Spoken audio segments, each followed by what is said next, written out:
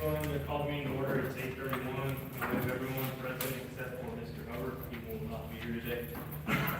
So we will open with the Lord's Prayer.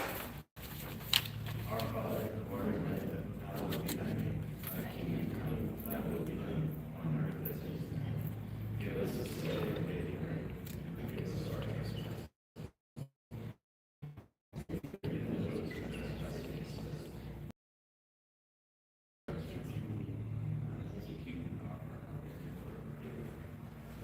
Thank you. All right, we will go on to administrative citizens' comments. We don't have any, so we'll review the board policies. We received all of those earlier this week. We've got outlined CEO responsibility to the board, our responsibility to him, and evaluation process for that for him. And so Aaron's been good about making sure we remember all the time we get to evaluate him. So he's on top of that. So anyone see any issues with that or want any changes or questions? You all see anything with it? Okay. I didn't see that. Yeah. I had personnel on my deal, where it said we all the new personnel policies and everything. I didn't have that on the CEO. It came yesterday or Monday. It came Monday, I think, In the email. It was in the email Monday, that had the board slides. Just double check, but I think Brenda sent Here it is the, that had it attached. Okay. I had personnel policy.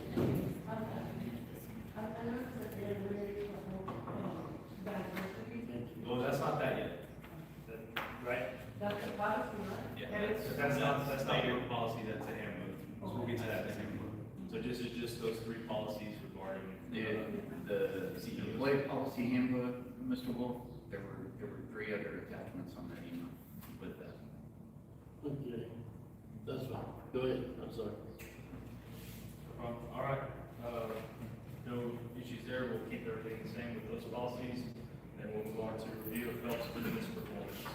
Chairman, if I could, let's go back a little bit. We got a few thank yous that I just wanted to share, Brenda, as we get them and putting them in the slides. Again, livestock auctions with some of the 4-H kids. That's fine. They are sending us thank yous. Sheep, goats, all the above, cattle. And they're letting us know that they appreciate the investment that we put in them, with them, and that they plan to use that for their future education or to help with their next year's 4-H or FFA. And a couple more. Another cattle. And then this was a thank you for a scholarship from one of the recipients. So just wanted to share with y'all all the thank yous that we've been getting. We'll continue to share those as we get them so that the board sees the appreciation from the folks that we continue to support. So, business performance update, Devin, if you would please.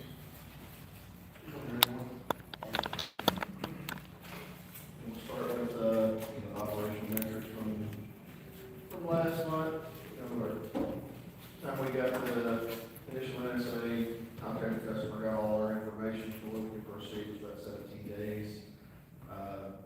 Design completion on those jobs averaged about 28, 29 days. And then after it's released to construction, it took about six days to get it complete. And we completed 49 jobs last month. Customer jobs. Awesome. Whole data. We had 22 jobs in hand. Our design team's been working on that, get that caught up. We got 209 in the contractor's hands. We got 226 pending design and 758 have been released to construction.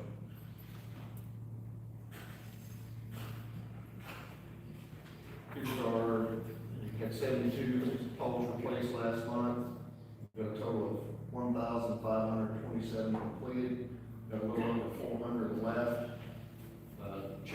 has filled the spot vacated by the crew that came to us, so these numbers will tick up again. And Osmos will be here next month, around the middle of the month, to start their testing, and we'll have another round of this. Any questions? With them replacing that crew, is our crew gonna move on to other stuff then, or are we just hammering this now? Right now, they're in the probationary period, our areas, we're gonna make some changes next month on the operations side to, we've always been trying to, our operation has historically been small, a lot of people have worn a lot of hats. We're moving people around and doing some different things to, like our linemen, you can see their numbers lag behind everybody else's. They do a lot of other duties that in normal or a little bit larger utility, or it's just structured differently. So we're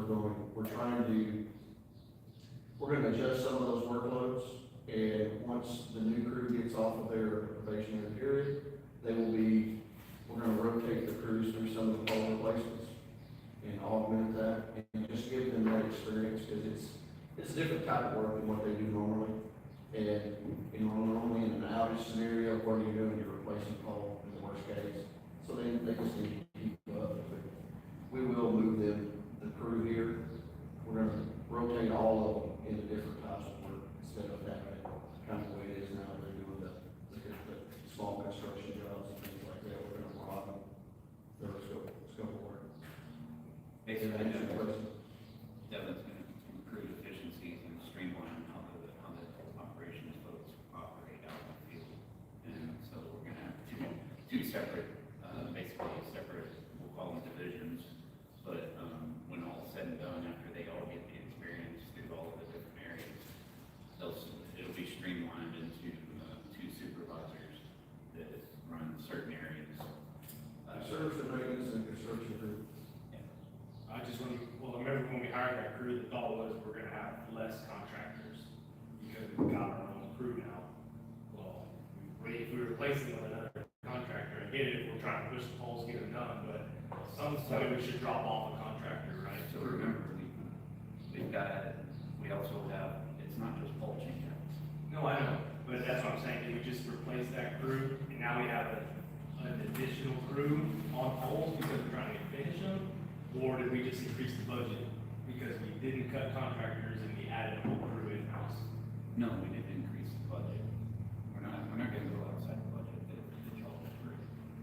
So what we're doing is, that extra crew, we're trying to get it done so that we stay within our whole change out. We'll reevaluate once we get these poles. Right, so we all, We'll reevaluate depending on what Osmos finds out when we do the pole change. right, so y'all are just putting extra load on the poles right now. Yes.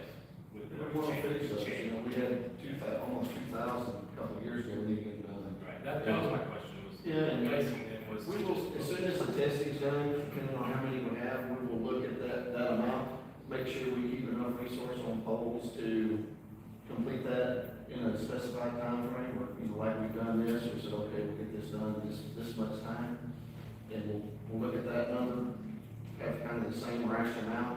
But if we don't need some of that resource, we have a lot of capital work that we haven't been able to touch historically, then we'll move that resource, that contractor resource, to this capital work, start getting those knocked out, get those off our plate too, because those play a large part of our system reliability over time. Yeah, but what I'm hearing though is we hired an in-house crew and they were just a complete ad instead of a swap. So I'm gonna ask more questions on this as we move forward. I get the polls, let's do that, but I'm hearing a bigger budget request for the future is kind of just needed.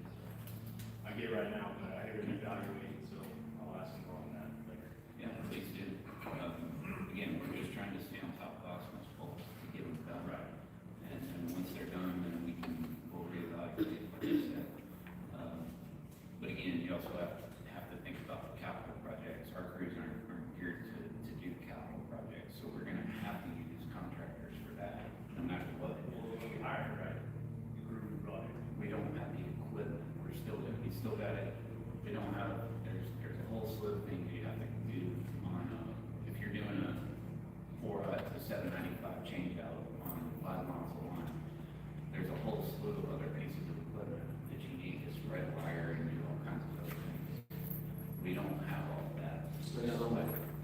that's why we use contractors for that. Right. What we can do though is use our guys for the pole replacements.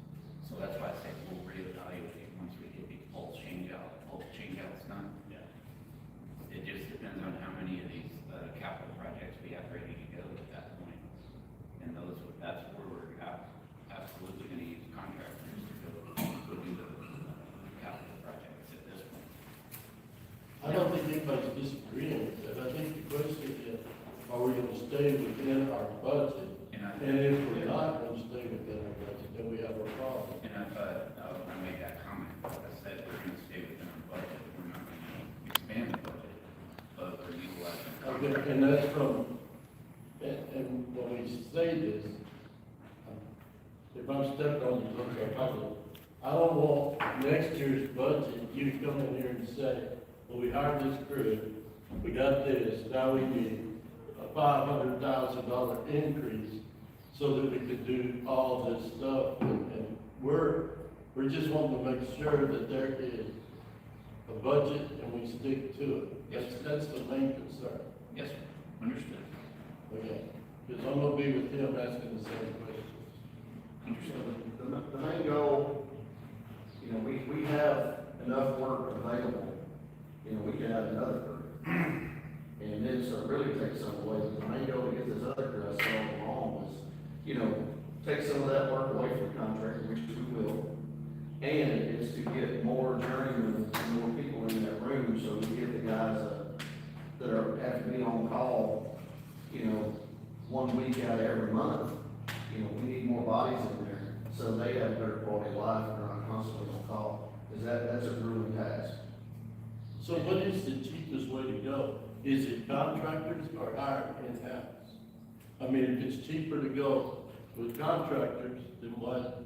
I mean, I'm asking, I'm new, I mean, y'all put a pencil to it, how much does it cost to have contractors do the work? Our cost per man hour for our guys is lower than what our contractors is. I can tell you that. And I think that is when, you know, meet contractors more, we can let them go versus we're stuck with two extra crews because we're not gonna. Well, the way they're talking, we got work to do for years to come. We do, I mean, that's just what I'm hearing, I'm not trying to put words in people's mouths. and we do, once we get the system study done, you'll see that, there's work years to come. I've been here 2 years, and it wasn't until last month we actually started doing the capital improvement project, and that is unheard of.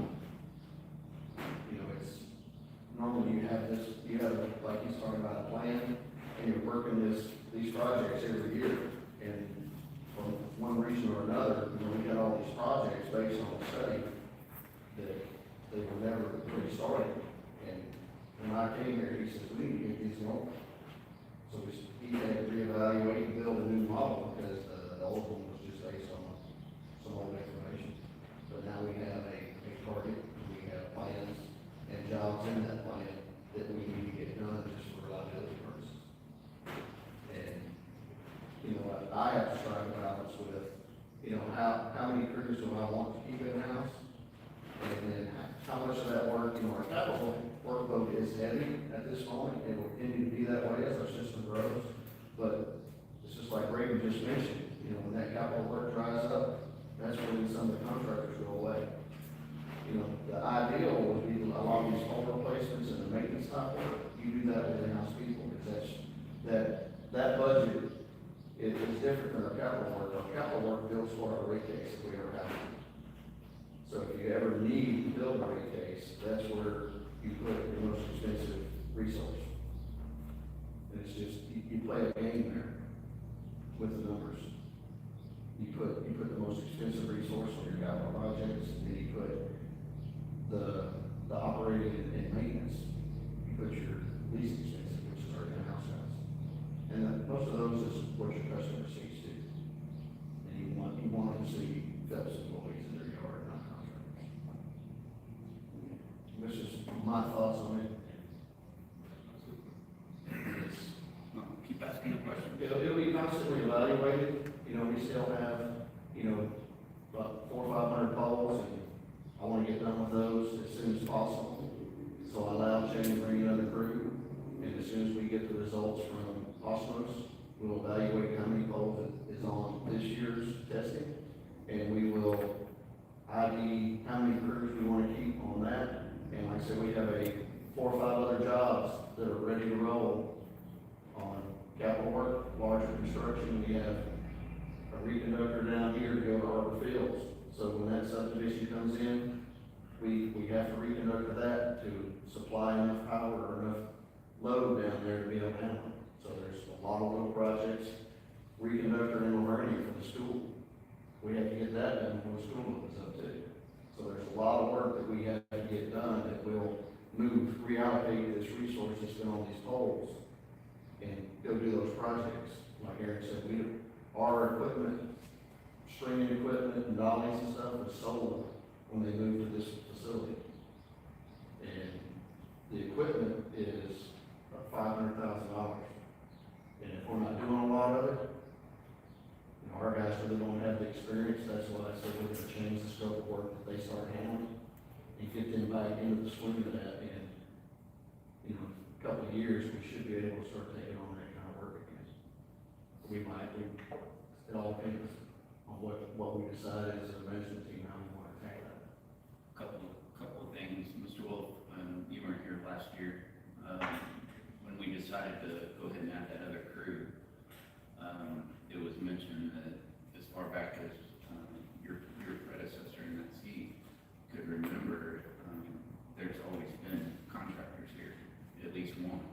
So that was one of the deciding factors, let's go ahead and bring one of the crews on.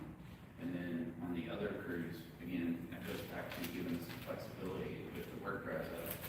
And when I say dries up, meaning you don't have any more improvement projects that we need to do. Contractors are the first ones to go. The second thing is the 2 projects, Mr. Parker mentioned, the Livernia and the Arbor Fields. Keep in mind, those projects are also funded not by us, they're funded by the or the customer. So those projects, those costs come out of them, not us, and not our budgets. So just keep those things in mind when there is a much bigger picture that you have to look at than just the budgets, because we do get reimbursed for a lot of those projects by the customers. So anyway, and just to reemphasize, everything we're doing right now, we're staying within budget. We're not going to deviate from budget. We talk to Santos all the time about budget to make sure we're within budget. So our intent is to stay within budget so that we don't deviate from that in what the board has approved. I'll make it, but as long as me and you are on the same page, I'm not much on the word intent. I'm on, we need to follow the budget, not intent to follow. That's how I look at things. I just want to get that word straight. I'm not much on that word intent to follow. I'm not trying to be ugly. I'm just saying that there's a reason why y'all set a budget. And I'm real strict about we need to follow that budget. Now, if you come in here and say there was a hurricane and we got something went afoul, I'm okay with that. And that's the reason we have a fund for stuff like that, but just to say we intend to do something, no. Well, you don't know me historically, sir. And you'll find that I can't remember a time when I wasn't within the budget that I presented to whoever it was. So whether it's intent or whether it's I'm staying within budget, no matter the wording, I'm gonna stay within budget. And if I don't, I'll be coming to the board I better be coming to the board with reasons why or a request for addition. Okay. Anything else on that? No. Liability and city municipal customer at 43, safety member, which is interruptions for customers on 4 on average, and our KD continues to tick down a little bit, it's at 107 now. That's minutes per interruption, 107. Starting to get below the national average and real close to the state average. I was also able to add the 2024 data for national and state. They finally posted it's always got a year lag, so, if you remember last year, this was about the same time that I was able to add the 23 numbers. So, continue to trend well, as Devin stated, and, we anticipate to stay within the, at or below on Katy, on actually all of them, at or below the indices. Now, as I've told the board historically, one storm can ruin that. Got no problem with that. I'm not gonna complain about that. So, anyway, I'm happy with these numbers and how they're trending for the year.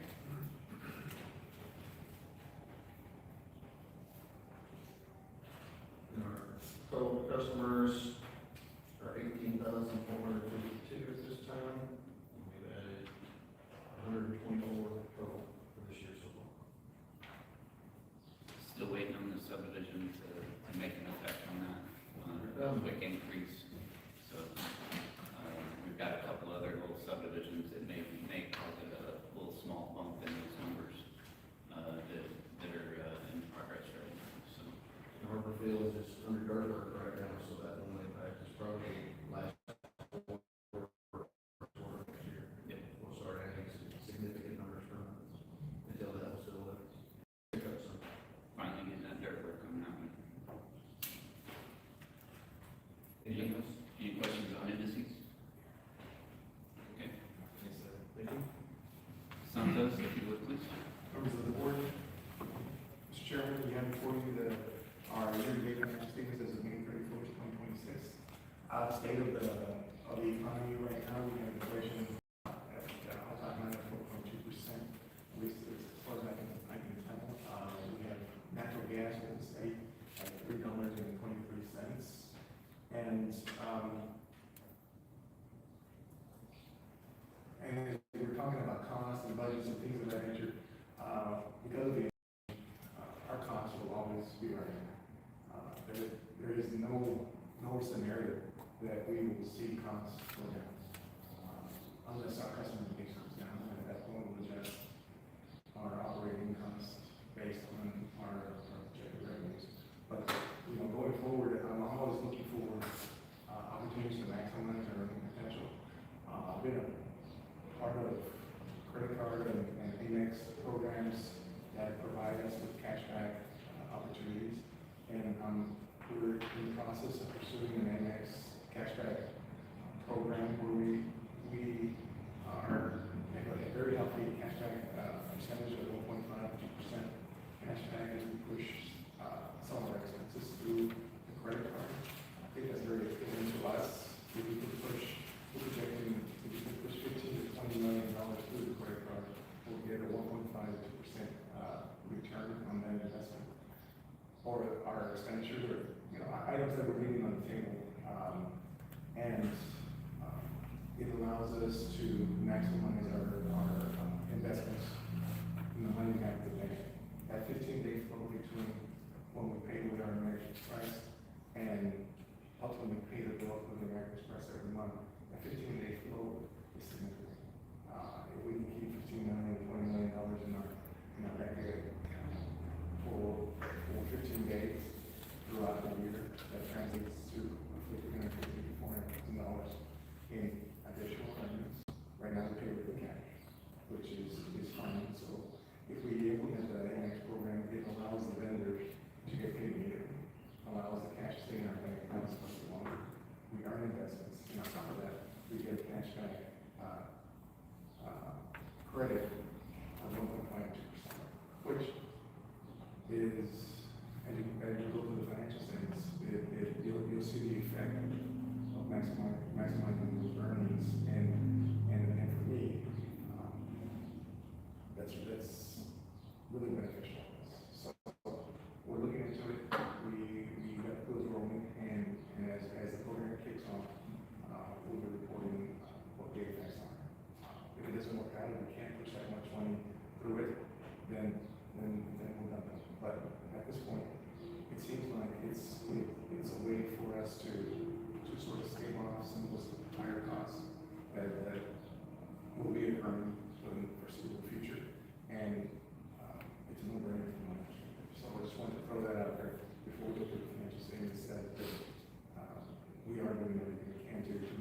earnings, that's our goal, or at least my goal, and the executive's goal, going forward, so. What are in some of that we get charged to that, recurring? You said tens of thousands, hundreds of thousands a month, right? What is some of that? Millions of months. What are those things? Well, we're trying to get our CPS first file, which is about 30 million. If CPS can agree to take the American Express, that's easy money. And then we do have one capital expenditures that we can push through the credit card.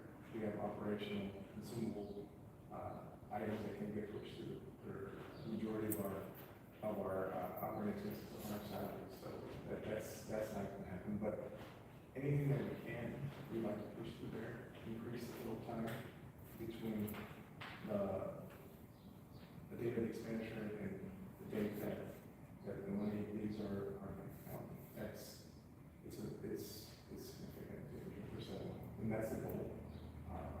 Wells Fargo, we did approach Wells Fargo, and they couldn't match what the manufacturer's going to do for us. They set minimum limits before we started earning cash back at points, things of that nature. So we reached out to several credit card companies, and they came through, and they seem to be eager to help us.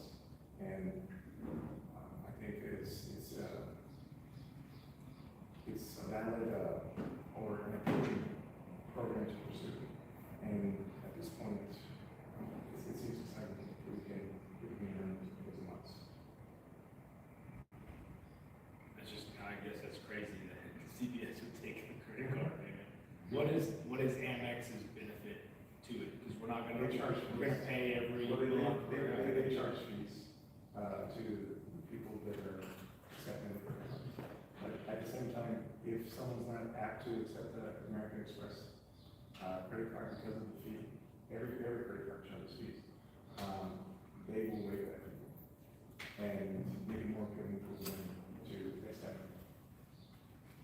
Those just more on CPS's side, or one, the dollar amount that they're willing to cover that, right? And then, or trust us to pay it kind of thing. But So the it's other side is- gonna be a cash flow dynamic we can watch pretty closely.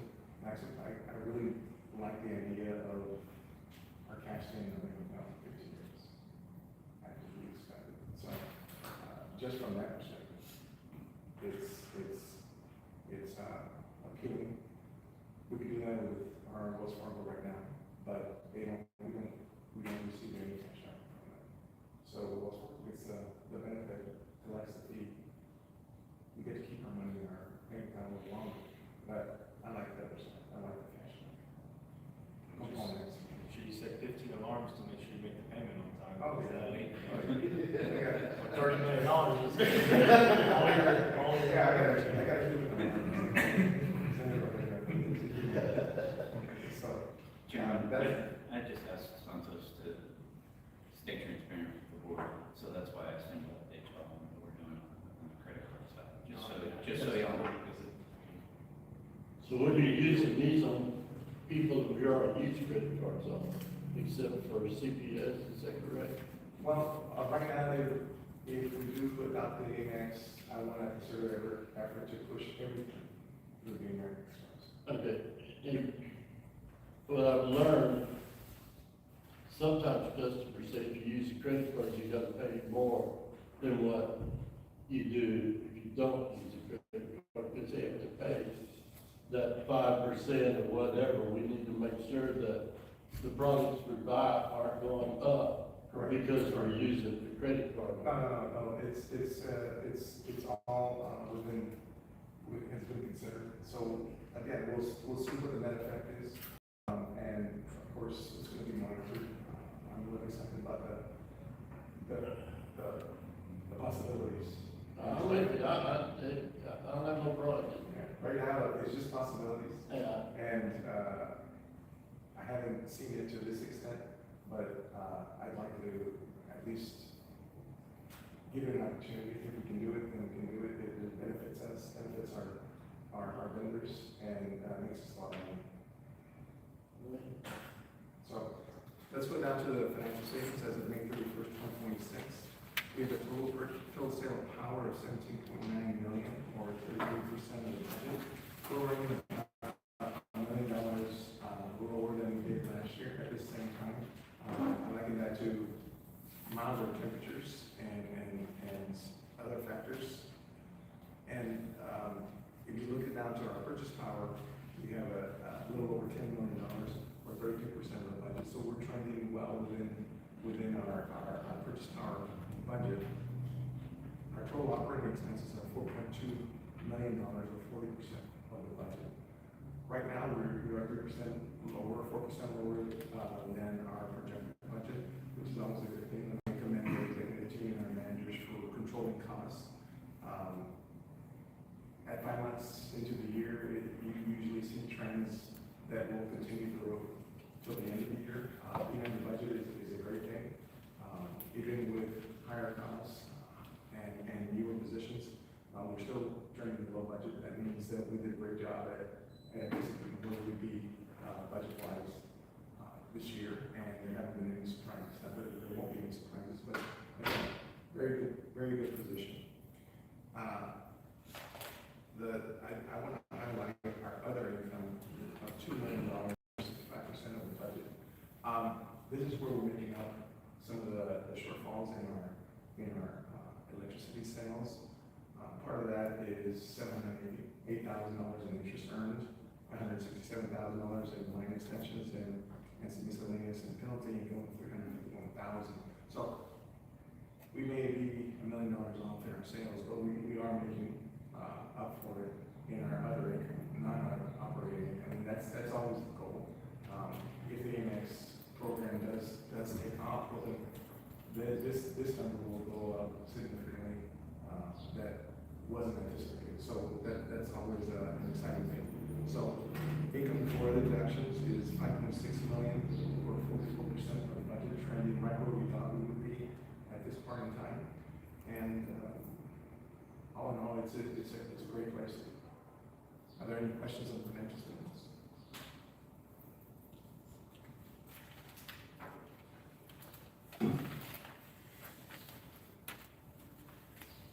Okay. We'll go on to our construction program. If you go down to the total expenditure of $6.7 million out of our 16,358 budget, or 41% of the budget.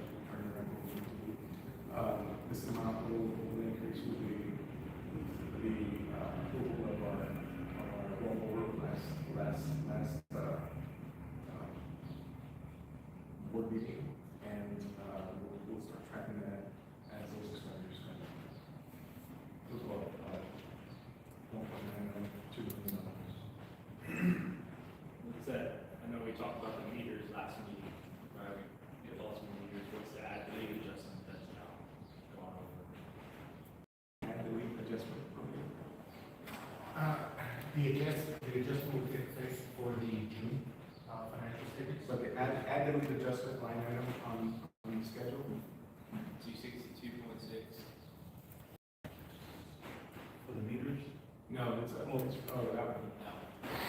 What is that? This and the, that is the pole change outs. Whenever we change out poles, we gotta remove the cost that it took to remove the pole.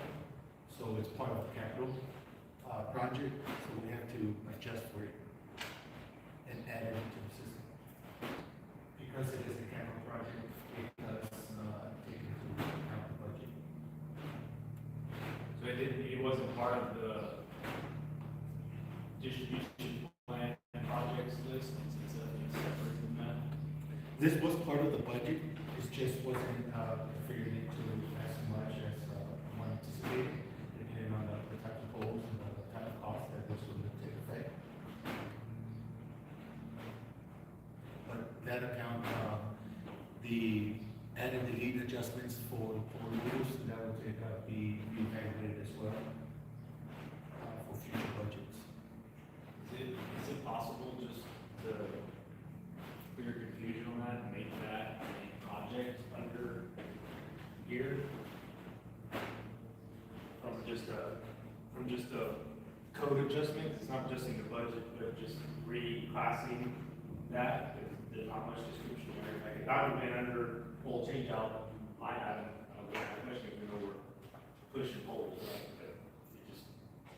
We can put it under time, and then maybe, change out the description on that, just so it's legal, it's clear, this is what it's right now. We'll make that. Yeah, Because maybe that's the question. yeah, that's no problem, that's a good question. Because like we're doing the parking lot, we should have a line item for that. We, you know, with 2 million or whatever that was, this is what we changed the budget to, this is Yeah, what we're gonna, that's gonna be reflected in the June. Yeah, that'll be in the June. just a line item. Yes, sir. Any other questions on the construction program?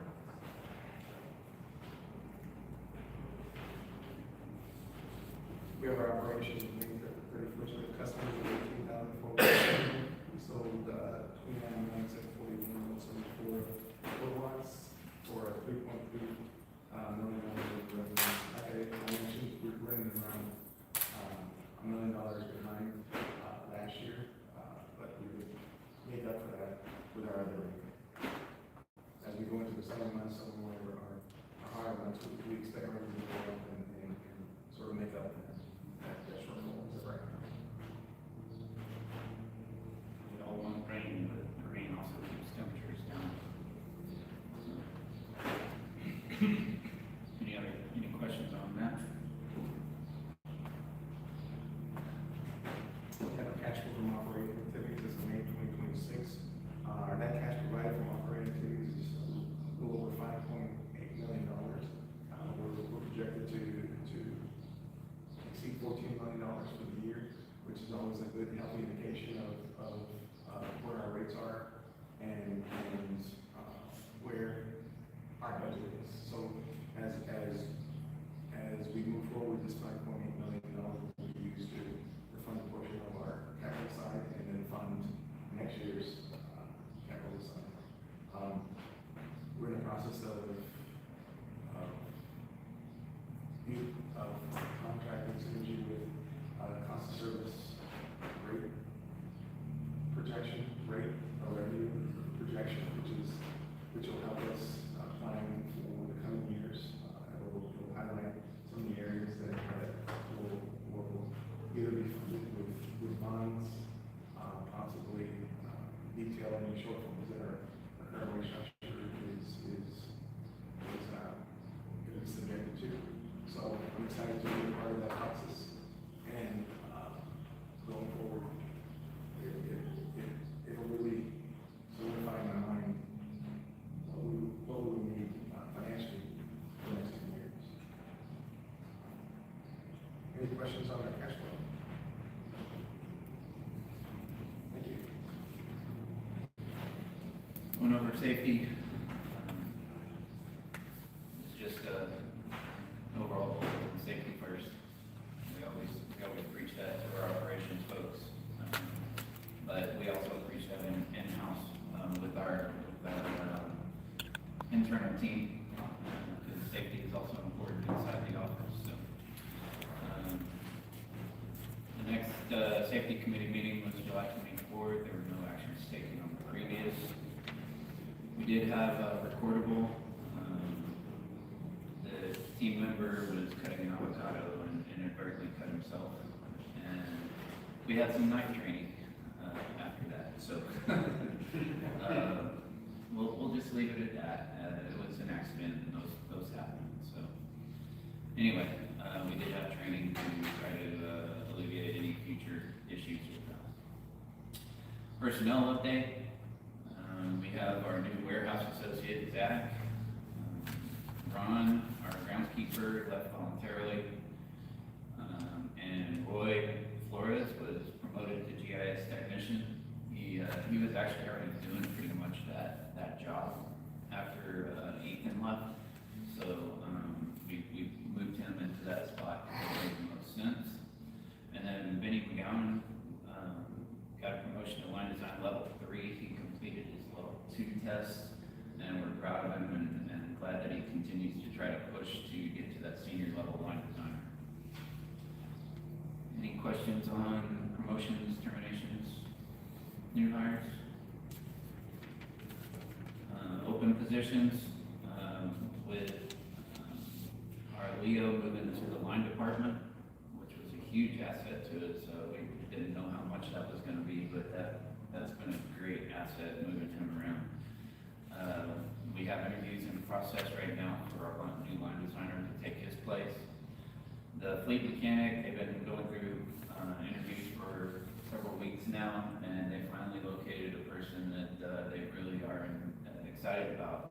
Actually has Chevy experience, worked for a Chevy dealership, so we have a mostly Chevy fleet on the half-ton side, so we're excited to bring that gentleman on board. And then the groundskeeper with Ron leaving, we've got a posted job on our Phelps website, and I believe there's a few interviews that are scheduled at this time. So this is really an ebb and flow of the positions that, you know, we have a full house, but when people leave, we have to replace those. So we continue to move those around. Any questions on HR? Okay. If I may continue, Chairman. Some upcoming schedules that I'm going to bring to the board's attention, and this is really just to make sure, this is kind of what I do at the end of the meeting, but I thought a slide presentation was a little more adequate for this. We have our cost of services study that Santos has mentioned earlier. Real quick, Chris, is the door locked? I didn't know the mayor was trying to come in. Thank you. Our Phelps team review should be at the end of August. That's what we've asked our consultant to do. And then we want to bring them in and do a presentation on the cost of service study in the September board meeting, so that'll be September 30th. The 2027 budget, I wanted to put some dates in place for not only the board, but for the team here at Phelps, so we can get the budgets done in an adequate time frame.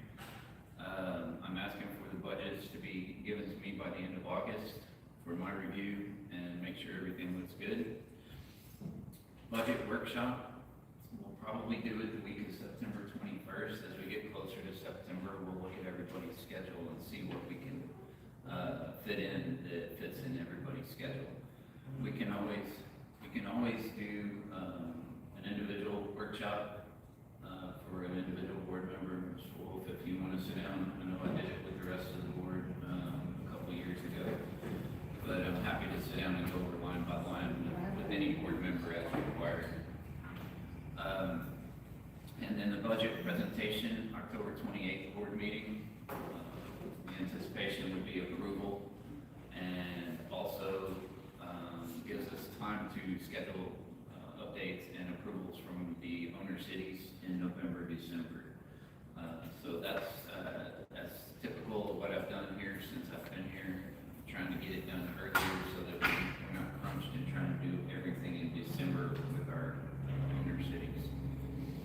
The 5-year system planning study, the kickoff was held April 14th. We've already gone over the exploratory review of the plan here in June. At the end of June, should be next week, we should have some of the actual corrections presented to us for correcting the issues that were identified in the 5-year forecasted model. And then the draft study should be done in July. Long range and CIP complete in August. And then the study should be complete and presented to the Phelps team in September. So that'll give us an insurance that we have everything in the budget for that, for the 27 anticipated projects. And then I anticipate presenting the actual study results in the November board meeting.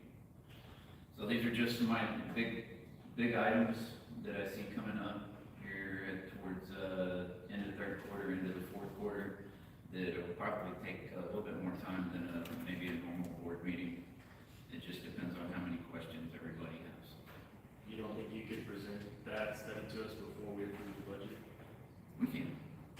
I mean, Yes, I mean, that's fine. obviously, you know, we're not going to be the experts in the projects, but, so we know what we're approving versus tell us what we approved.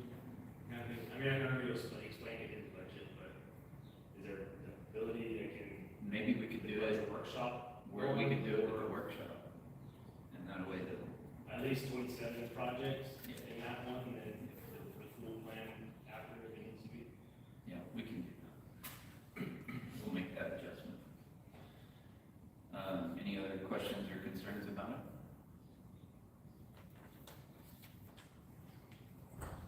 Okay. What about bond study stuff? I had that as other, but, per Santos' request, we're gonna wait till we get the cost of study, cost of services study done, so we have an idea of what our bonds need to look like. If that's okay with you, of course. Does that fit timing? Yes, Santos, what were you looking at before? Depending on the cost of service study, and, what's that, financial position and future projects, I'm looking to get with a financial advisor sometime in January, we maybe push for a June issuance if we get. There are really times to flow on this, and I want to get with him, this will be maybe the same time as we've been in with the customers studying, and they will really, open up what, when and where we can, is best for us to sell our homes, judicial ones, and how our dynamics with the city affects when we sell. So, right now, conservatively, June, increasing. We're starting to get seriously once we have it, I'd like to ask for some kind of a bond update in 2026. Yeah.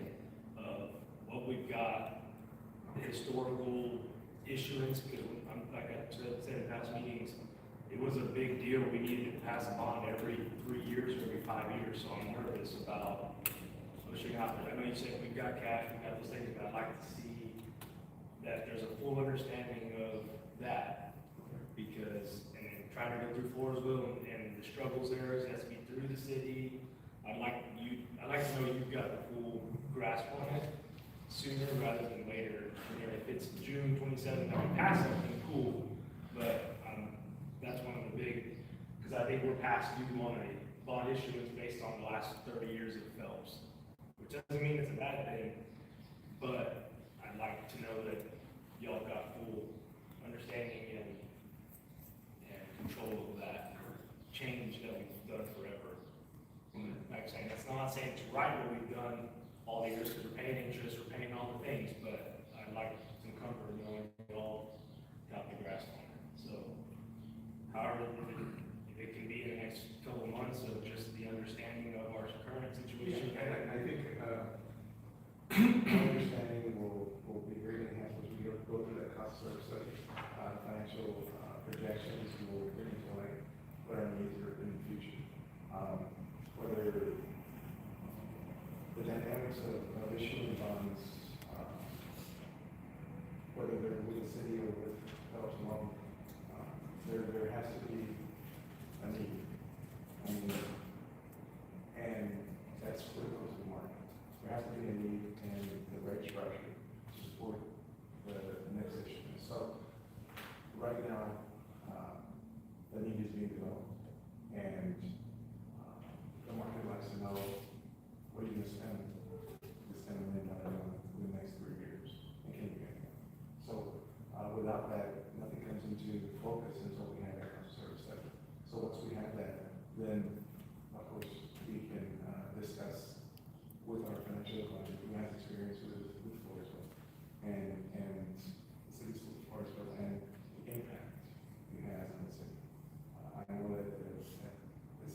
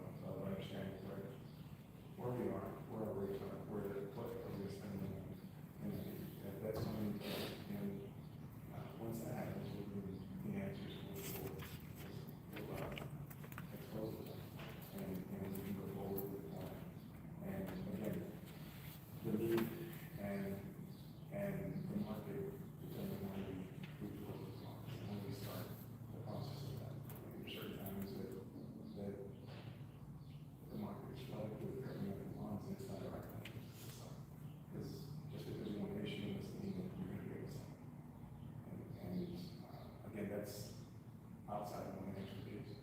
It would be unfinished, we do this all the time. And they'll say, well, we need to pull the trigger, here it is, this process, and we start the process of securing all the necessary documents to flow this process. It's intense. So, I believe the intent would be to have the presentation done, not in 27, but once we get an idea of the cost of service study in the August, September timeframe, then we present to the board where our bonds are, where we think we're going based on the cost of service study. So we can probably do that at that September board presentation, and we can do it in conjunction with that.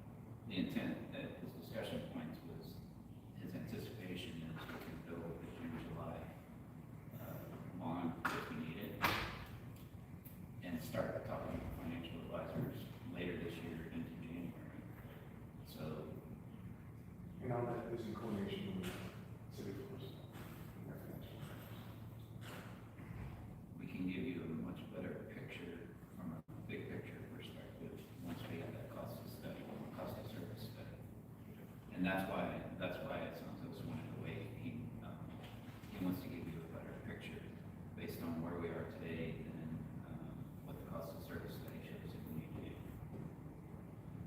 So it'll be done this year. I heard you loud and clear earlier this year. It's just, we've been trying to figure out when we want to pull the trigger on getting that presentation to you. So.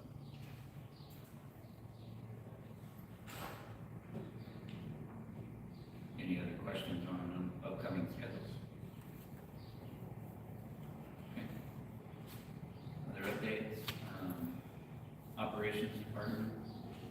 Here, Devin, if you would. Cimarron, that's moving along. First, about half mile of that, they've got most of the poles in place. They got a lot of conductors ready. If you drive down the road, you'll see the guys, the chain contractor working out there. Like it says there, it's 2 to 3 month project, depending on whether or not the delays access to certain areas. But that job's moving along. And, the ones below that, FM 536, designs nearing completion. As I stated last month, we've had issues with our software not spitting it out 100% correct. A lot of stuff behind the scenes trying to get that working. And Harbor Fields, the second sheets are complete. We're just getting everything ready for the final pricing of the onsite to the developer so they can pay that and move along. They paid for the offsite upgrade reconductor. The Mission Rail, that's another double circuit job. As Mission Rail grows, we'll need to supply more availability out there. And we've got, vegetation, and we're still waiting on the information has been delivered to our consultant. And once we get that, that will help us tremendously. It'll correct our pole location, all our infrastructure. In some areas of our map, we're off by 15, 20 feet. Just as you use different devices and different things to mark things, it can get off. But with this stuff here, it's centimeter grade, and we can pull those shape files, put that on our system, we know exactly where everything's at. And when we have these large, like structures coming through our system, like large loads that are high, this, another great portion of this LiDAR is it's centimeter grade. It sees where every one of our crossings are. So we don't have to send a guy to stand out in the middle of the road with a stick on Highway 87 and measure how high that crossing is. We can go into this computer, they build a digital twin of our system on the cloud, and we can look at it right there and we know where we need to go without ever sitting by it. So it's just a lot of things that's going to bring other than vegetation.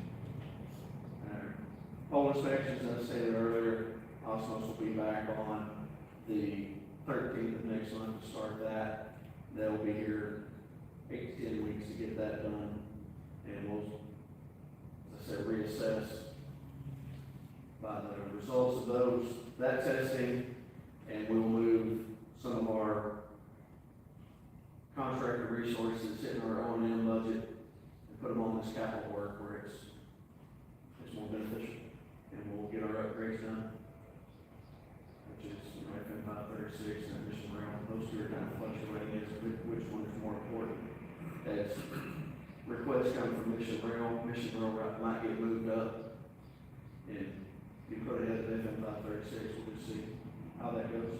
Vehicles, we have everything here. We just got our chipper in, except for the small bucket. It's been on order for a while. It should come next month. And we were able to find that larger forklift that we discussed last month. And we have a demo set for, actually we'll get it tomorrow. Had a demo at no cost to us just to make sure it's what we need. Significant expenditure, and we want to make sure that it's going to handle the transformers we have. Our situation on the forklift is a little unique, as we have our transformers, you approach it from the back, we have fins on the back that you can't hit, and then at the very front it's hollow. So the load point of where the heaviest portion of that transformer interacts with your forklift, it's kind of off center. So we have to make sure we get the appropriate size. And that's why we're going to demo it to make sure it'll handle what we're expecting it to do.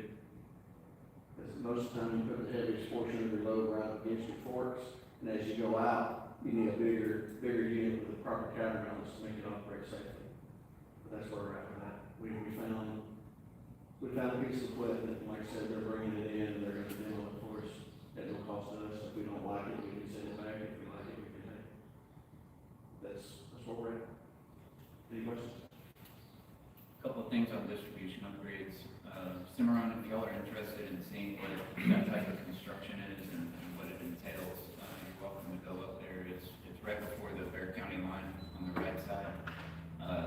If y'all know where the Wilson County Fire Department is, right there off of 181, that's Cimarron Road, and that project actually starts right there at the turn onto Cimarron from 181.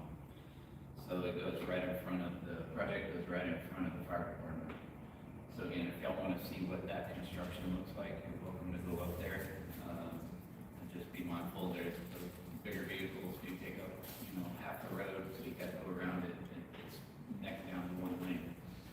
The other thing I was going to mention is from the Mission Rail DC, you'll find that it's interesting, somehow, some way, those arms that I mentioned, or that Devin mentioned, that we still have to get from TAP, those arms came with the bolts, but somebody either threw them away or got lost. We can't find them. And the thought was that they probably got thrown away in the move, and that they didn't realize what they were. So it's just interesting, because normally when you have those self-supporting poles like that, you put the arms with the pole and you just let them hang down low, or you actually mount them correctly so that you don't lose them. But that wasn't done in this case, so we're trying to get those arms back so we can get that project done. Any questions on operations? Thank you. Chris, you would please. One, just a quick update on some of our projects technology-wise. So for surveillance, we have all of our server racks and servers in. Server racks are in place, servers are currently being moved out to the substations. We have taken delivery of those, so we'll start getting those in. One things that we're waiting on is the delivery of our PUs. That's going to supply power to our servers and keep them safe from any, shocking or any high voltage scenarios. As far as the Fall City Tower build, Sabre has confirmed our tower is complete. They made an attempt, I want to say it was 2 weeks ago, to make a delivery, and they thought it was going to be sunny. It wasn't. So it was a large heavy rain, and they didn't feel comfortable, leaving out the tower pieces on that side on that. Even though it's our property on the side of our Fall City substation, they didn't want to leave that just lying on the ground for however long, with the rain and things going on. So we're working to get that rescheduled to have it delivered out also so that we can have that team come out and pour our concrete stuff so that I don't stand up. As far as several UPS backup systems, we have all that in place that's been installed, that's been tested, and we're good to go. So now we've improved and increased our time, our downtime. So basically, if all the power goes out of this building, we have roughly an hour and a half to get here and shut down our system properly without incurring any kind of deficiencies because of a simple, easy shutdown. So that's a 110% increase that we've done on that. Warehouse scanning, I'm happy to say training has been complete. We've had the whole warehouse team go through it. I've had my IT team go through it as well, just as a backup, so they're able to help do some training just in case we have some other moving pieces that come in. And I got with Santos, and what we're gonna do is we're pushing that till Monday. Monday, I'm gonna press that button, it's gonna enable it, allowing our system to go to a basically scanning system. So anytime we get something in the docket, something gets shipped in, they're able to scan it, barcode comes in, and if we have everything, all of our item IDs for every item we get here is already in our system. So then it'll take accountability and automatically upload that into UBN. It's gonna help streamline a lot of that process instead of, our procurement, taking in a piece of paper, having to scan it in and sending it over to our accounting team so they can then annotate it in the system. It's gonna do that automatically, and I'm happy to see that go full function. As far as our OMS, we were finally able to get all legal documents and stuff like that, so SWAG was able to get that signed.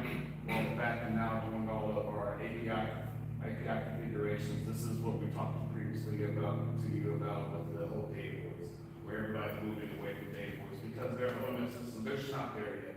And MillSoft is one of the top of the line. It's engineered, in my opinion, perfectly for what we need it to do.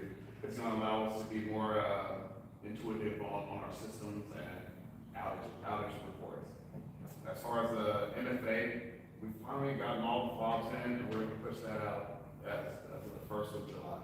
So then our system, everybody will be on a multi-factor authentication system of some sort, whether that be a cell phone, whether that be an RSA token that they use, but everybody should be good to go by then. And as far as an update on the metering, that y'all all approved, we finally got our first articles, and we've been notified that it's en route. We should receive that first shipment of them roughly here within the next 10 days. And it's gonna be 42 pallets. We've started making some room in the warehouse to try to fit all those here, and we started working out our plan of how we're going to backtrack and get a lot of these other meters replaced.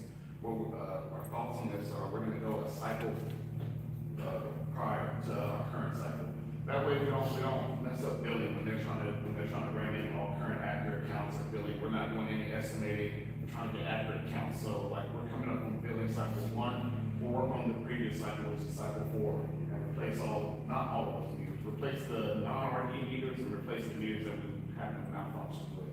That way they have a whole 3 cycles to catch up and get an accurate billing cycle on. So we have that, and then we also got a notification that the other shipment, which is another 42 pallets, is due to come in the next 4 weeks. So then we'll put that at our HQ warehouse and get those settled in there, and we'll be good to go. As far as meters that we're pulling out, we're working with the team now to figure out our means of how we're going to do what we're going to do with those meters. There's very little copper, there's very little use for them because they're either mechanical or non-RD, and nobody wants to purchase those, but we'll come up with something for it. And as far as our XRs that we've been replacing with gateways, we're getting buyback pricing from Canada as well. So we're not losing out on money on the gateways and the XRs that we're switching out. But what's up? Any questions?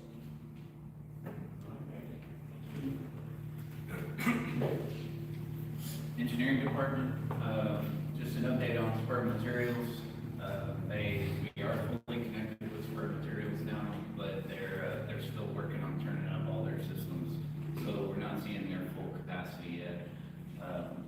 I did want to note that initially, through I believe it's the end of the year, they'll run about 10 hours a day for 6 days a week, and then once they get all their systems where they're comfortable with it, they're jumping to 24 hours, 6 days a week. It's a considerable revenue income. Again, they're going to be close to the largest load on our system currently. So It's exciting and, again, additional revenue for not only Phelps, but the owner cities and what we bring in for y'all. The system study, we've touched base a little bit on it, but our bi-weekly updates continue.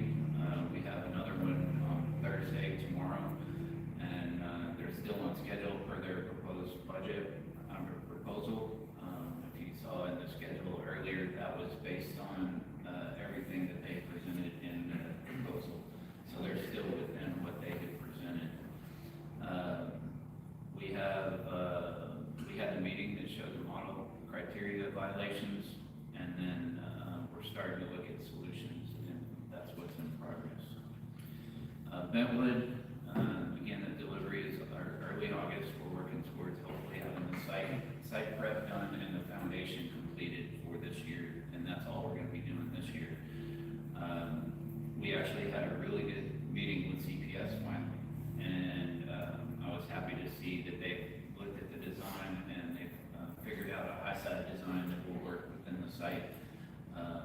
And let's see, the transformer foundation is complete and design, and then we're working on an easement acquisition for the transmission line. We had a problem trying to locate the landowner, and we found out that it had been sold to the developer. So looks like we might have another development coming up, and this just happened within the last month or so.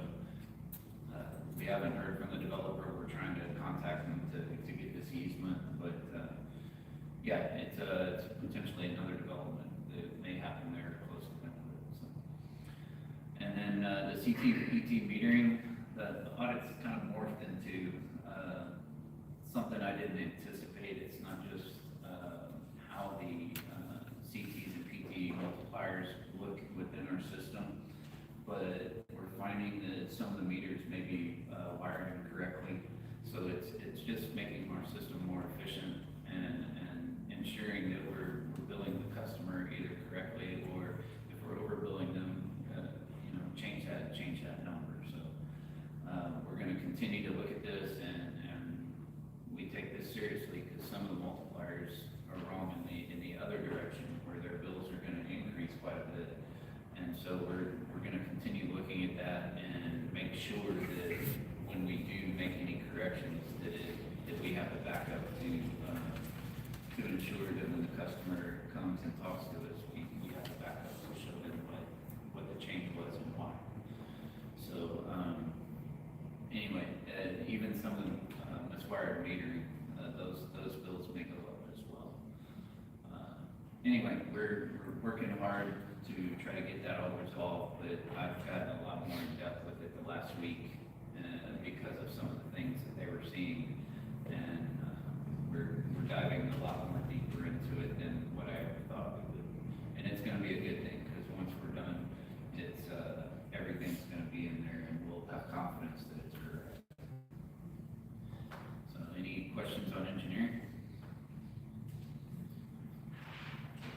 Chairman? All right, thank you all. We'll go down to approvals, review, and possible action on the minutes of the meeting held May 27, 2026.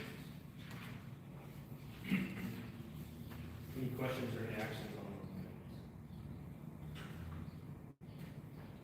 Move it. The motion, Mr. Wolf to approve the minutes. Have a second? Second by Ms. Madero. All those in favor? Unanimous. Obviously, Mr. Oakley.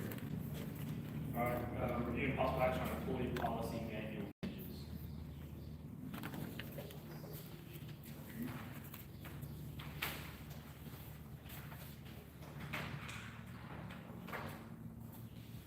So a lot of the changes you see in our, what we're calling now our team handbook, is really just the word employee to team member. That's a lot of the changes that we're asking for.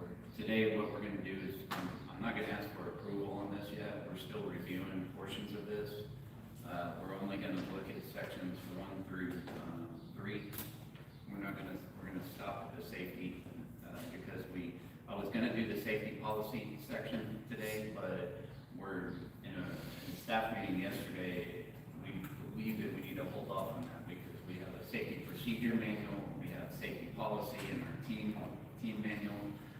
We need to combine that. We don't need multiple different manuals on safety, so we're gonna combine it and put it in the team handbook. So, looking through this, and Mayor, I heard you earlier, I'm sure you have questions on it. Again, mostly team, on our core values. We were trying to brainstorm a little bit on how to make core values unique. And if you look at the changes, the change that we're proposing is actually focus. Forward thinking, excellence in execution, leadership at every level, people first, and service-driven mindset. And we wanted to look at something that had a little connection to Phelps. So we thought this was a very unique, and this, by the way, we have a committee that's doing this. It's not just me. It's a committee of the executives and HR that we're going over this team handbook. We anticipate change, embrace innovation, and stay ahead of the curve. We deliver high-quality results with precision, accountability, and pride. We empower individuals to take initiative, own outcomes, and inspire others. We value relationships, foster trust, and create an environment where everyone thrives. We go above and beyond to serve our customers, partners, and community. I believe that really is our core values. And so this was the proposal we had for core values. Again, a lot of this is team member driven. Equal opportunity and commitment to diversity. To me and to the team, we believe we have a commitment to diversity through how we actually do our equal opportunity. We don't look at race, religion, color, any of that. We hire based on how that person fits the position that's being interviewed. So we believe that a commitment to diversity kind of takes away from that. Our company is very diverse. We've got somebody from India. We've got multiple different religions, races. And so our diversity is here. And I believe that's built on a lot of what we've done and how we interview to fill positions. We don't look at any of that. We don't care. We're looking at how they fit the position and if their experience and background fits that position. On merit, yes, sir. So, I have a question now. Yes. Because I'm old. What is genetic characteristic? I mean, I see it in there, but I don't have a clue what that means. That was a 30-minute conversation for all of us as well. I mean, I'm not trying to be ugly or anything, I just need to know, if we're gonna have it in there, I'd like to know what I'm approving. eye color Yeah. is a good example of genetic. Hair color. I mean, it's your genetic disposition. If you don't look at, I'm not gonna hire a redhead. That's fine, I just didn't know. Trust me, I had the same question. And like Devin said, and Chris said, we had almost a 30-minute discussion just on that. That's fine. Those 2 I mean, areas. It's a great question, and we had to clarify it ourselves, sir. Because we use that a lot, you know, Yeah. genetic information and all that. So that's the reason why we've stricken commitment to diversity, is we believe we hired on that anyway. The deletion of this line upon report of an incident, it's already mentioned in it's a redundant statement. We're just cleaning up the language. It's already taken care of pretty much in the sentence right before it. Continuing on, we start talking about unwelcome sexual advances.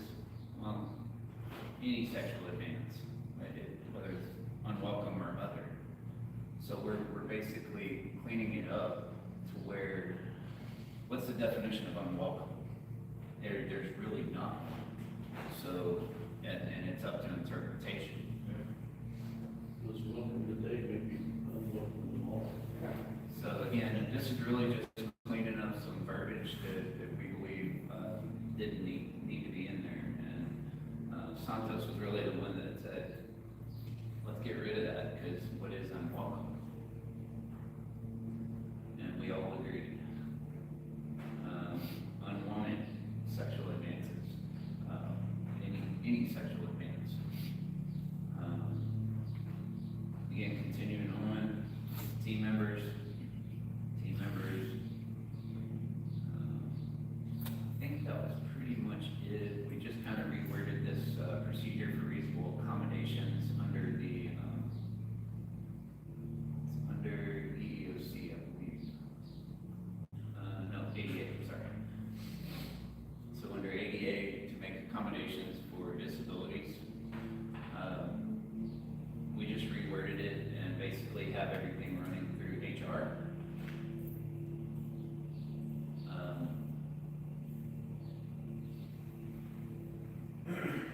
Moving on, again, human resources will authorize the manager to implement the accommodation, just giving HR the authority to make those changes, to ensure the accommodations is taken care of.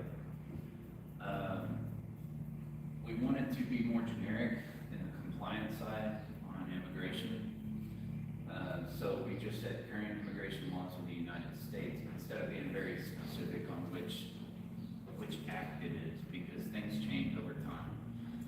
So we're just keeping it a little more generic on making sure that we follow whatever the U.S. immigration laws are. And then the last section, code of ethics. I believe most of this is team member, if I remember correctly. Okay, on page 15, go down. I'll go down. The other one, let me go up, that's it. Yes, sir. Go. What does outside employees, do they tell us that they're gonna work? I was reading that and said, that if you're an outside employee, it's no outside employment unless you tell. Do they tell us or what happens there? Outside, unreciprocal interest or active or silent, outside employees, which tell, is it? Outside company with fellows, that's business stuff with fellows. Ownership or interest, whether active or silent. Maybe it's other business, keep going down, business, active, practice, maybe, keep going down a little bit more. Business, active,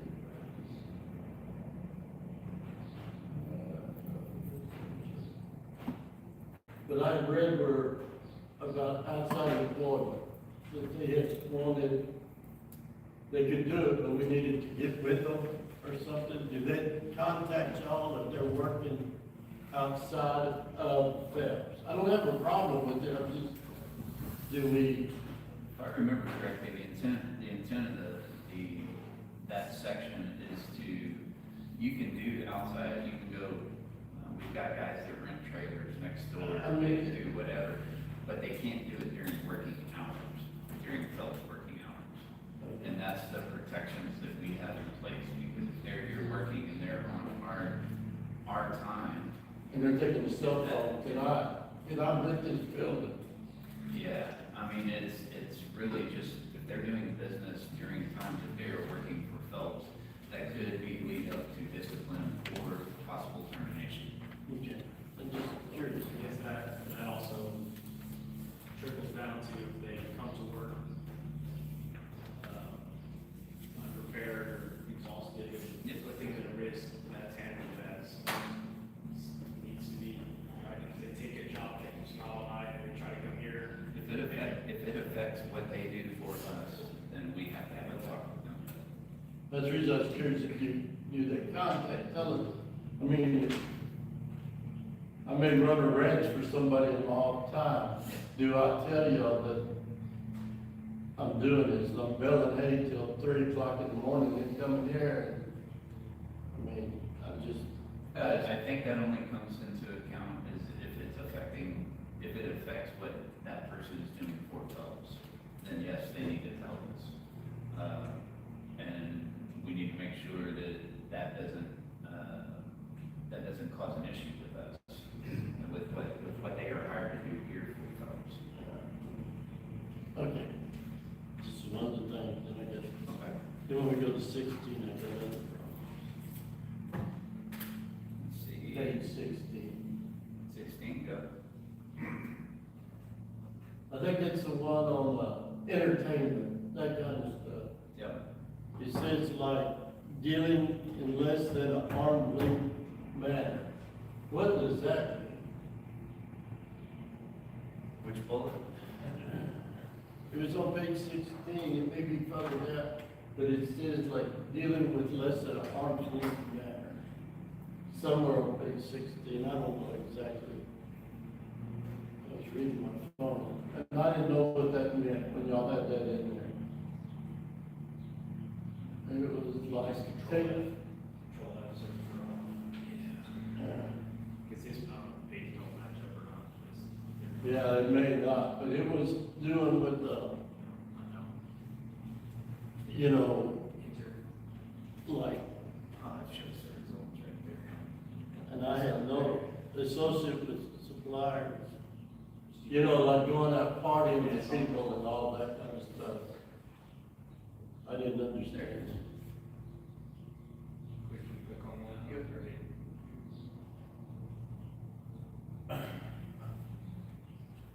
What does that mean?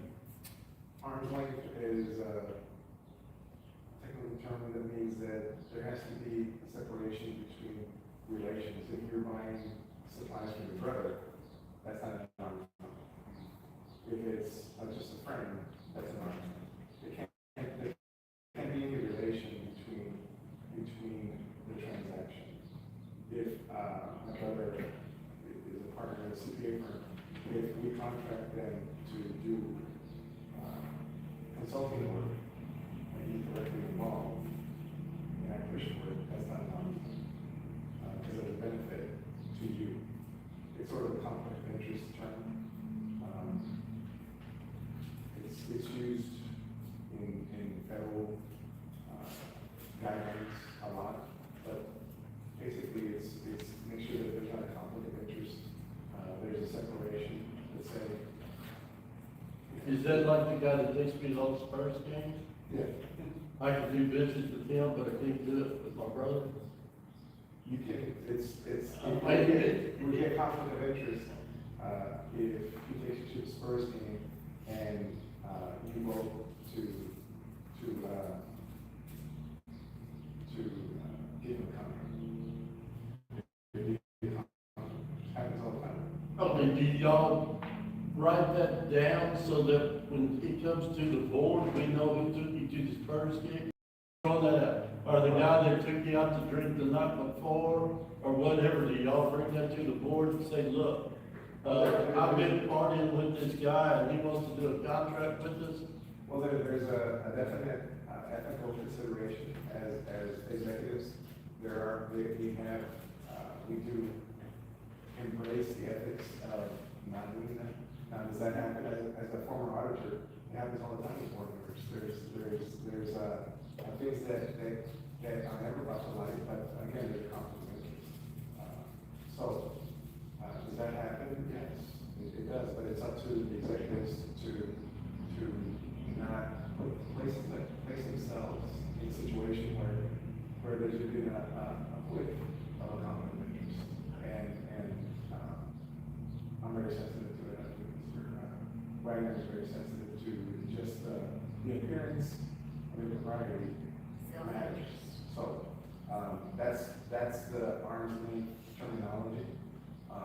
And again, I think, earlier there was really transforming, and you brought to mind that people work with this facility, and it was arm's length because she was the CEO, she was just worked at the office, and things of that nature. Yeah. So that's the term.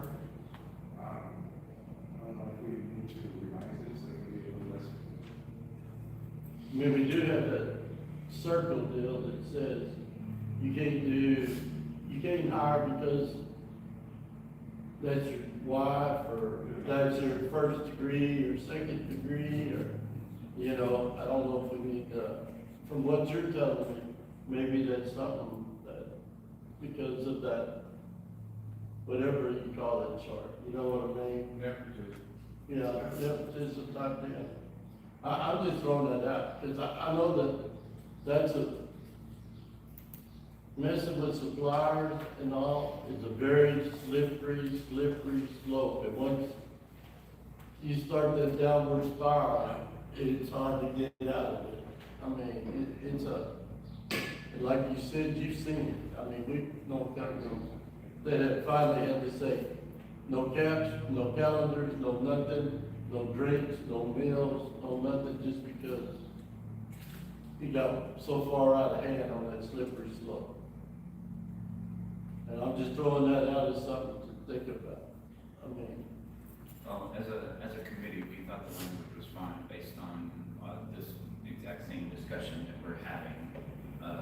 You'll find, again, as Sandra said, I take that very seriously because there was a construction company, JMPJ, that my wife, she's an accountant for. But they had a crew that could come work here. And so before I even went forward with it, I brought it to the board. We all discussed it. And so we went ahead and went out for bids. And J&PJ still came in the low. And so we went forward with it. But I made sure that the board knew that my wife worked for that company, but not in a decision-making capacity. So I do take that very seriously.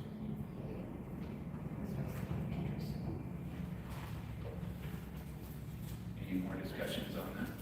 no, that page. Okay. Again, all team members, changes. Continuing on, employee relationships, okay, we're gonna go through 4 real quick. Team 5 is where we're gonna stop. Team, take these are all team, fire number 8. Oh, go back to page 18, we have drug tests. Yep. So in my previous life, I had an undercover cop come to me and said he did drugs with one of our employees one night. We did a random drug test and he came back clean.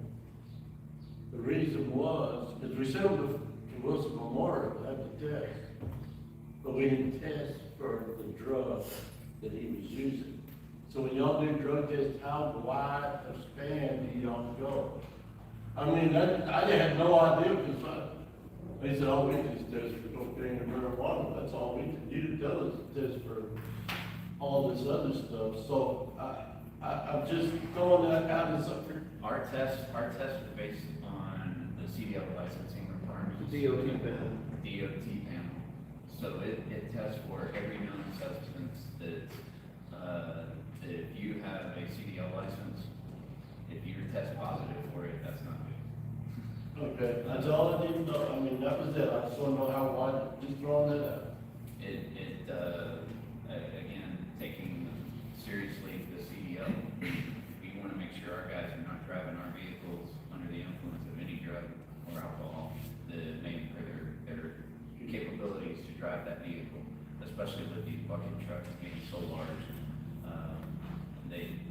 The effects of that are not good. We actually had to let a gentleman go because he tested positive. And that's fine. No problem. I mean, do we do random tests on them? 'Cause Yes, sir. I mean, Yeah. Yes. we used to have to do it out on the law. Okay, keep going. Yes, random DOT testing. requirements, once a quarter, you have random drug tests, and it's based on the number of people. You have to take a certain percentage and, do a random drug test on them. Okay, and on page 19, I have another question. Yeah, go ahead. I got all kinds of questions. I'm sorry. How often do we review their driver's license? Once a year. So January 1st, everybody brings a driver's license in and we look at it? There's a form they fill out, and I'm not sure it's January 1st, HR does it once a year. Yeah, HR has that on their Because you're looking at a guy that went 2.5 years without renewing his driver's license, it's been expired. I mean, and I take off the test over, so I'm just saying, Yeah, it slips through. it slips through, and I didn't know if we had a certain day, we just, There's also there's a clearinghouse for DOT. If they're a CDL driver, they're subject to that clearinghouse, and it'll flag them. If they have certain issues that compromise their CDL, we'll be notified. yeah, but just the guy that drives the pickups that don't have the CDL. It doesn't Like- matter, yeah, I mean, I've been drunk in the company car for once every 6 months maybe, and I had an unexpired driver's license. I mean, I'm just throwing that out, that's just something to think about. We do the annual check. I do know that, especially on the folks that drive company vehicles, but I believe we do it on everybody, because, we have vehicles that are kind of floater vehicles, we have there's a little car that. You go to the bank or Yeah, whatever. go to the bank, so that one's used by multiple people, and we have to make sure that they're capable of driving. So, okay.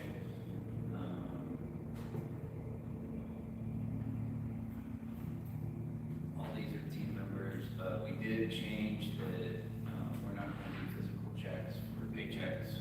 We added that language in there, because we direct deposit.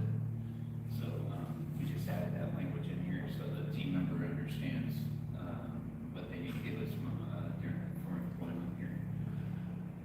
And, let's see, all that's team members.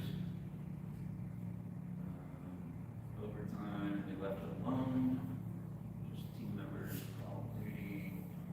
Oh, wait a minute, take right there.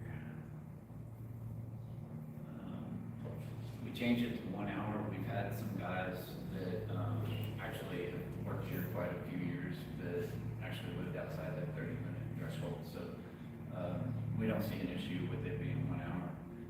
They respond very quickly, and get here. We struck out on call duty policy. If they're on call duty and they're in a bucket truck, they're not gonna have anybody outside. They should not have anybody outside on the vehicle, in the vehicle. You said you have an hour and a half to shut the system down, so they can do it in 30 minutes? If they're an hour away, whoever it is. So for us, really typically it takes us like 5 to 10 minutes to shut the system down.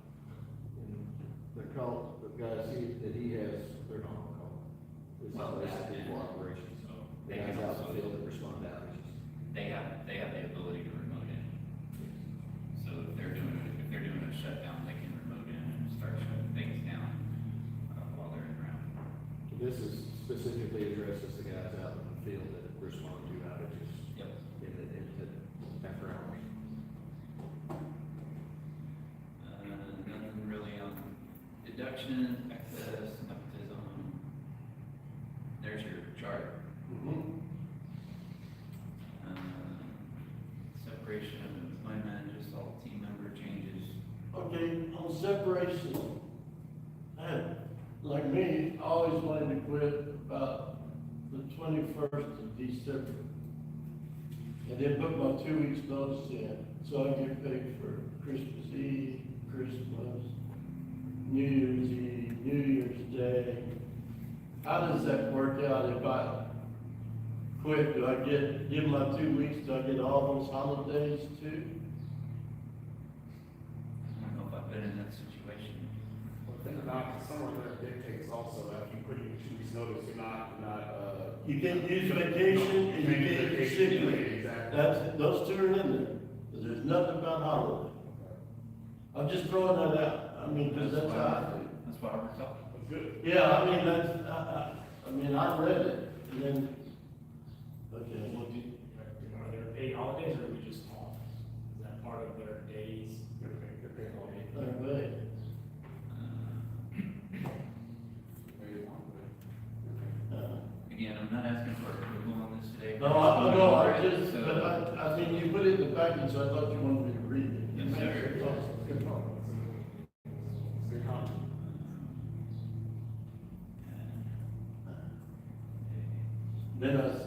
holiday, and it may be in there, we get the holidays, it stated, something about I mean, let's say it's they're still an employee, so. Yeah, I mean, I don't know, I just throwing that out. That's what I would think, is they're not technically, unless you got two weeks and you terminated them, and they send the notice. Is that's what I mean, but then it says no holiday, that, My thinking is exactly what the chairman said, is if they give their 2 weeks, if there's a holiday, or even multiple holidays, it's still their 2 weeks. They've given and I have no problem with that, I'm they've just, given their notice, and they've done their obligation. that's what I used to do. So I would just leave it in there. I do like having the sick leave and vacation in there, though. All right, we'll leave that alone now. And then only have one more question, down through. On page 27, reduction of force. Yeah. It's somewhere in there, it says that we will review all the people when we reduce the force, but those people that have been here the longest will not go. It'll be the short time people. And I'm like, is that really how we wanna do it, or do we wanna keep the best ones and get rid of them? I'm not saying who's the best and who's the worst, but I don't know that just because I've been here longer than somebody else, I should be granted. I mean, that's just my opinion, you know, because You it's don't hard. do anything for loyalty. Yeah, that's going with the culture, right? Like, if you committed yourself to Phelps, right? Let us commit to you, let Phelps commit to you. So somebody that's had tenure here for 40+ years versus somebody that's had tenure here for 2 years. You know, I mean- what does that say about us as an executive team if we allow this 42-year-old, 42-year veteran person here to, put them on the chopping block, and unless they've done something wrong, it's like when you're doing a shortcut like that, I feel like you, as an organization, we owe it to them. Well, it also is that we're not going to just base it on your time here, we're gonna look at job skills, your past performance. It All of says those there- things will be taken into consideration. In the deal, it says, That's only for part-timers. no, I don't think it is. Yeah, the next sentence here, temporary or part-time, performing the same duty as regular shall be addressed first. But before it says all those things will be considered in reduction. Past performance and length of service. Those will be Length of service. consideration for the reduction, I get the selection, but only the part-timers will be cut before a full-time person. Yeah, but when you get to full-time up there, it says length of service right before temporary or part-time. Right. And I just think it should be based upon who's doing the work. I came from where people that have been with the company a long time, may have had this job way over here, and they really didn't do a lot of performance, and the person that's been here 10 years was busting their butt, and they were doing a lot of work. Now, if it's a performance basis, I got no problem, but I'm just saying, like you said, we're not here to approve it, I'm just throwing this out, that productivity should mean a lot more than length of years. Well, I think past performance and job skills covers all of that. Yeah. And so if you have somebody that's been here 40 years, you gotta take into consideration the knowledge base that they have of 40 years of working here. And if they're a great employee, we wouldn't put them on the deal. I'm saying if there's 2 employees that are, but this employee is a lot better than this employee that's been sitting here a long time. I don't think we ought to keep the one that's been here a long time. You're covered with the language, because you're talking about skill levels, you're talking about, past performance. If that person's outperforming, you're done. There's a lot of factors that have to fit. You can't just isolate it down to length of time. You gotta look at all the factors when you're making that determination.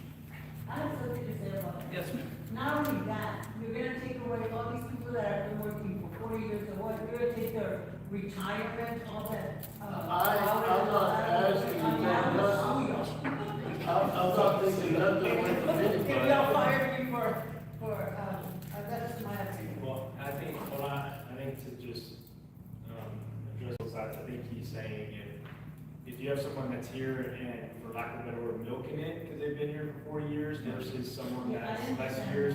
But to your point, all that taking into consideration, if they're milking it, that should have been addressed before. Right, but that's what's hot, the water. Right, and if it hasn't been addressed and they're sitting together, he's saying that's part of it. If that performance is not there, he might get extra points for knowing more about the system, but if someone's working harder or contributing more, there's gonna be a scale chart, a scorecard that will. I just don't want nobody coming back to us because we let somebody go that was milking it. And they come back to Phelps and say, look right here, I've been here longer, so I should got those points.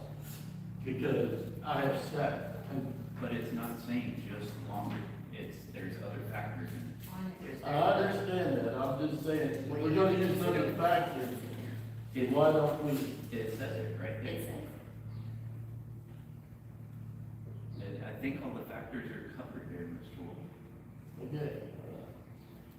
And I think it comes back to whoever the director supervisor is, that they follow the best practice of this to make the right decision. And that's where we turn to you and make sure that happens. And actually, to this point, I mean, if somebody's milking it and they're not doing their work, then that should be addressed well before anything like this happens. It should be it could be a verbal talking to them, hey, you need to step it up. It could be getting written up. It could be determination. All of that should be covered prior to anything like this happening. Well, when you have past performance, there's a write-up for a long tenured person versus a younger guy that's no write-ups and working, that's also gonna be in there, part of that, too. I think you covered, like, your point, but it's in there, but it's not in there by itself. It's not saying only the young, it's not last in, first out. It doesn't say that, so. Human resources makes a record of being verbal or Correct. That is correct. And that's where we were gonna stop today. Does this need legal overview?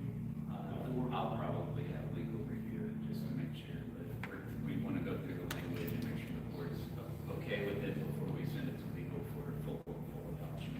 I'd say just in case, like, some of the stuff deleting stuff, Yes. just making sure that that's okay to delete. I think we agree with it, but making sure they don't say there's a law about it or something. I absolutely agree.